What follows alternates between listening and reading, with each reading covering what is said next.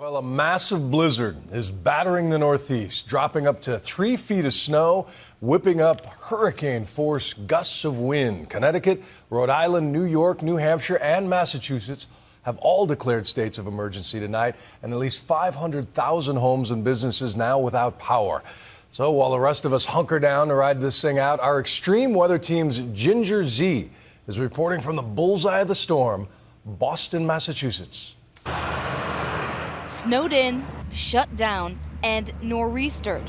More than 40 million Americans are being forced to spend their weekend indoors, thanks to this, a nor'easter that will likely make weather history. The brunt of this beast is hitting right now, snow falling at amazing rates, 1 to even 4.5 inches per hour.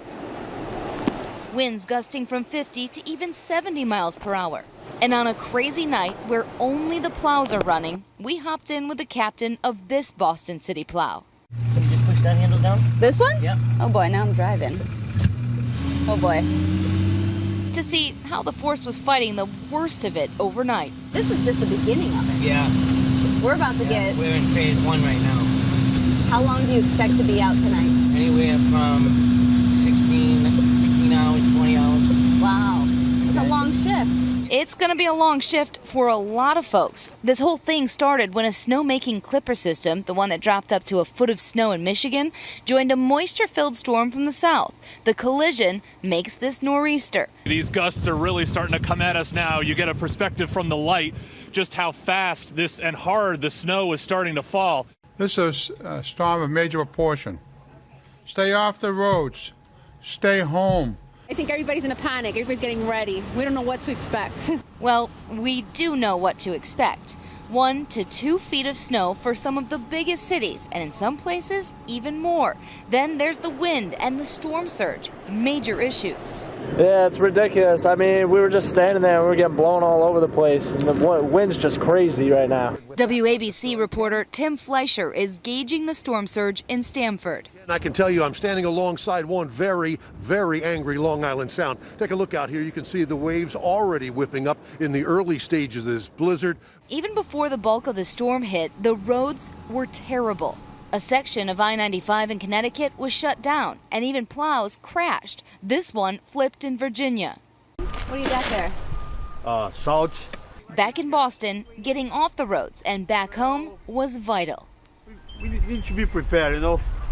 We never know what's happened. Yeah. So I hope everything's fine. My only concern is about the power. Yeah. Because no power, no heat, you know. More prepared. That's how millions spent their Friday. The preps have begun. All that salt pouring into the trucks. They're getting ready here. We've got a little while before the heaviest snow starts, but they're going to be using these tons and tons of salt. And snow quickly added up. So the snow is really coming down here. You can hardly see the buildings of Boston, and it's just before 3 o'clock. Come down only about an inch or so on the ground. Very good packing, fun playing snow, but only for so long. The entire city of Boston shut down early. Even Starbucks was closed. But that didn't stop some of the hardy few and their pets from getting outside. It looks like he's enjoying the snow. Absolutely, yeah. He's a little bit cooped up all day, so he needs to get some exercise. Yeah, before the big snow. Exactly. Yeah, you looking forward to it? Absolutely, yeah. I got no car. I'm right by the park here, so got no reason to complain. I just heard that we might get a foot or two, so it sounds like the blizzard of '78, which I grew up hearing my parents talk about, and so maybe our turn now for a similar storm. At the airports, more than 4,700 flights canceled through Sunday. In Boston, Logan Airport was a ghost town. JetBlue tweeted out this picture of their last 3 jets leaving before the storm. But in New York, the real worry is that areas devastated by Hurricane Sandy this past fall are being hit again.